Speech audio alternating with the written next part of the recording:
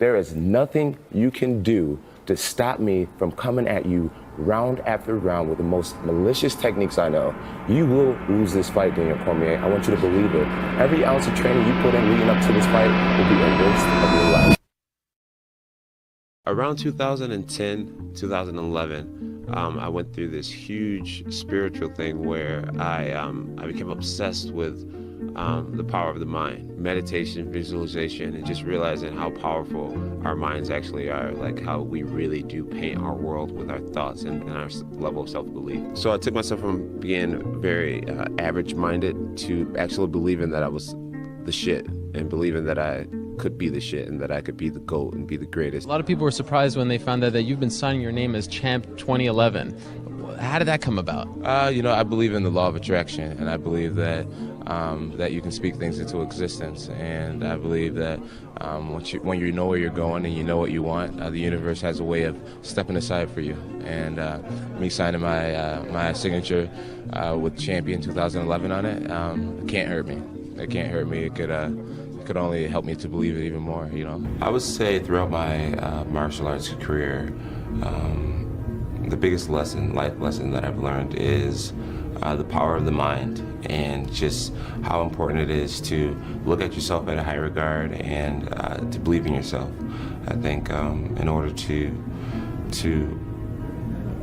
paint a bright future for yourself, you have to be able to see it in your mind. You have to believe in it, and the more you believe in it, the more your world will start to change, and the more you'll just start to see your beliefs come to pass. What do you think the sport's going to be, when UFC 200 rolls around? And where do you think you're going to be 9 years from now, 10 years from now? I'm hoping to be a champion. Yeah. I'm hoping to be a champion. I'm believing that I'll be a champion. I would love to grab the belt, hang on to it, and be the next GSP or be the next Silva, and keep the fans excited. The UFC is growing, and it's just a tremendous thing to be a part of. It's changed my life, and I embrace what it is to the fullest. I'm just excited to be a part of it. I have a lot of pride in it. Started thinking about it the day that I decided that I was going to go up to heavyweight. My goal for 3 years now is to become the heavyweight champion of the world. It's what I pray about. It's what I sleep on. It's what I dream about. It is who I am, and I will get it done. But I just feel it in my whole being that I'm the best fighter on the planet. Now my job is just to prove it. You've been saying something that I find to be very interesting, that the butterflies in your stomach are in formation. Right. I've never heard that before. I think it makes a lot of sense. What do you mean by that? Elaborate. What I mean by it? Okay, so the butterflies in formation, basically it means when you have butterflies and you're feeling anxious and you have anxiety or nervous, that's when you're most powerful, I believe. And either you can, you're most powerful. So a lot of people, instead of homing this power and using it, they allow it to just consume them. There's another quote that says, a big challenge or big pressure is like a fire. It's like a raging fire. Either you can allow this fire to consume you and just take you over completely, or you can gain control of this fire and harness it, and you blow it right at your opponent like Dragon Ball Z style. I can't allow my past to hold weight over me. You gotta forgive yourself for mishaps in life, and you gotta move forward. You can't hold yourself in prisons, and you can't allow anybody else to hold yourself in prisons. If people are talking about things I did 5 years ago, that means I'm doing something right. Right. Was that always the case, or was that just a part of your maturation process where you started to say, I need to start letting go of the past? Yeah, it wasn't always the case. It's taken a while for me to be able to be comfortable with some of the mistakes I've made and things like that.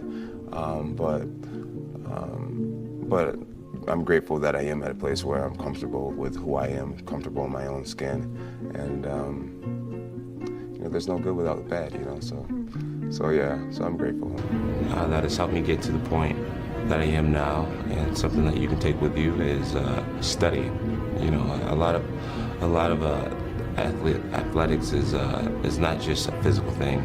I try to study my competition. I try to study nutrition.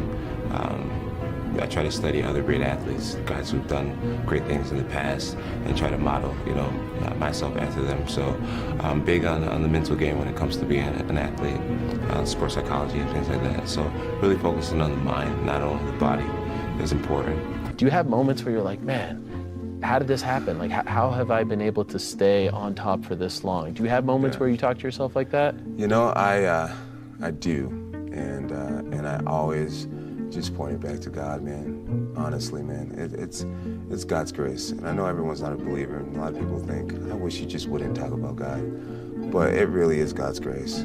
It really is, man. He has sustained me through so much, through the death of my mother, through facing a 4-year suspension, through just my dumb mistakes. He's probably protected me in ways that I don't even know he has. But really, I just point it to God's grace, man. You know, I wear this tattoo on my chest, Philippians 4:13, that I can do all things through Christ who gives me strength. And I genuinely believe that I can do anything. And I'm not surprised that I'm still here. And I believe that I could possibly be here a decade from now. It's amazing for a guy who I believe was a janitor, right? And you got into this because you needed to get some money for diapers, right? Yeah, I was applying. I was a bouncer, actually, making $50 a night, and I was applying to be a janitor because I would have benefits. Wow.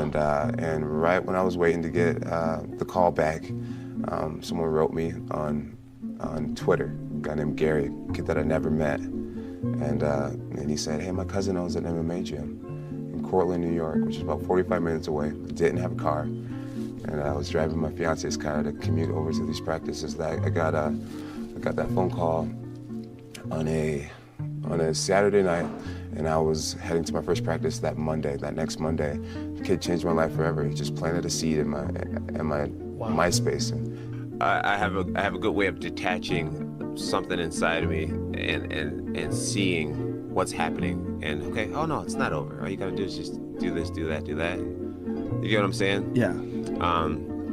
So I'm not necessarily meditating these days, but I do have the capability of taking away who I actually am at this point and realizing that this is just a part of me, or this is just a situation in my life. This isn't my actual life. This isn't my final destination. This is just a small moment in time that I'm going through right now. You get what I'm saying? Right. I get what you're saying. So that's my form of meditation. I step away from terrible situations and look at myself as if it's the future, and I'm looking back on what's happened to me or what's happening, and I say, okay, how can I get myself out of this? How can I make this better? What do I need to do to turn this around? You get what I'm saying? Right. No, I Instead do of get what you're being saying. completely immersed in the moment and thinking that, oh, I can't get out of it. Like, I went from a very average thinking person, like just average 19-year-old, to getting I don't like reading, so I literally got on all these TED Talks and on YouTube, and I just started YouTubing videos about self-belief and what does it mean to be confident, and what does it mean to be a winner, and how do you become a winner. And I would watch hours and hours of Tony Robbins and Les Brown and TED Talks, and I taught myself how to believe in myself and how to think that I was greater than just this kid that was a dropout who, never really had great grades, never really was the starter, never was the captain of a team. I was just always kind of this average person, and overnight I taught myself that I could be great and change myself forever, and I'm forever grateful, and I'm never going back.